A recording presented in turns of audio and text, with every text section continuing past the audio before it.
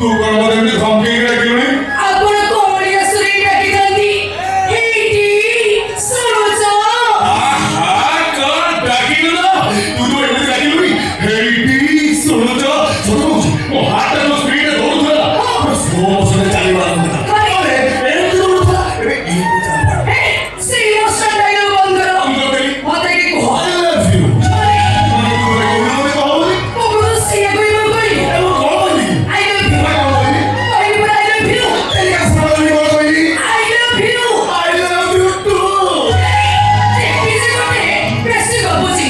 ତୋତେ କେତେଥର କହିଲିଣି ତୋ ଚରିତ୍ର ବଦଳ ବୋଲି? ଆଚ୍ଛା ତାମାନେ ତୁ କହୁଛୁ ମୁଁ ଏଇ ଯୋଉ ପ୍ୟାଣ୍ଟ ସାର୍ଟ ପିନ୍ଧିଲି ତାକୁ ଖୋଲିକି ରଖିଦେବି ଶାଢ଼ୀ ସାରା ବ୍ଲାଉଜ ପିନ୍ଧିକି ବୁଲିବି। ଓହୋ ସେ ଗୁଣ୍ଡା କଟି ମାରପିଟ ଛାଡ ହଁ ଭଲ ମଣିଷ। ଯା ଆଜି ପର୍ଯ୍ୟନ୍ତ ମୁଁ ଗୋଟେ କଥା ବୁଝିପାରିନି ଇଏ ଭଲ ମଣିଷ ଯାହାକୁ କୁହାଯାଏ। ମାନେ? ସିନେମାରେ ହିରୋ ମାନେ ଯଦି ଫାଇଟିଂ କରିବେ ସମସ୍ତେ ଦେଖିକି ତାଳି ବଜେଇବେ ଆଉ ଯଦି ମୁଁ ଅନ୍ୟାୟ ଅତ୍ୟାଚାର ଦେଖିକି ବାଡ଼ିଆ ବାଡ଼ି କଲି ତାହେଲେ ମୁଁ ଗୁଣ୍ଡା ହେଇଗଲି। ହଉ ଥା ହିରୋ ବୋଲି ନିଜକୁ ନିଜେ ଭାବୁଥା।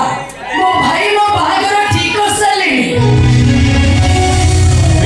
ତାହେଲେ ତୁ ବାହାରିଛୁ? ଖାଲି ପ୍ରସ୍ତାବ ଉପରେ ପ୍ରସ୍ତାବ ଆସୁଛି କିନ୍ତୁ ବଡ ବଡ ଅଫିସର ବି ଅଛନ୍ତି। ତୁ ତ କିଛି ବୁଝୁନୁ ବୁଢା ଚାଚାଙ୍କ ଉପରେ ବୋଝ ହେଇ ରହୁଛୁ। ତୁ କଣ ମତେ ପୋଷିବୁ?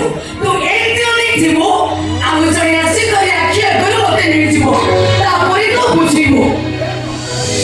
ଆଚ୍ଛା କେମିତି ହେବ? କନ୍ୟା ସାଥୀ କେବେ?